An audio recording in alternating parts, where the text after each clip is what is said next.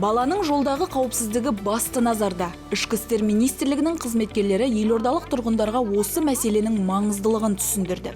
Бұл істе тәртіп сақшыларына Q88 аумақтарды тұрақты дамыту қауымдастығы көмектесті. Ременнің үстіңгі және астыңғы бөлігін осы жерден өткізіп, ременді жинап, балаға және кедергі келтірмей, әдемі ұстап тұру.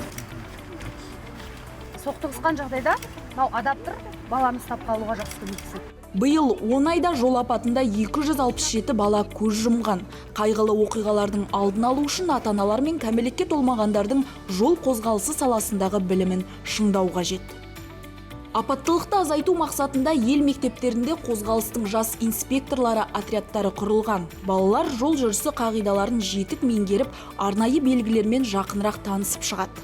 Мынау белгіні білесіңдер? Қандай? Бұл белгі адамдарға жүруге тыйым салынатын белгі болып саналады. Айта кету керек, полицейлер де білім ошақтарында оқушыларға дәріс өткізуді дәстүрге айналдырған.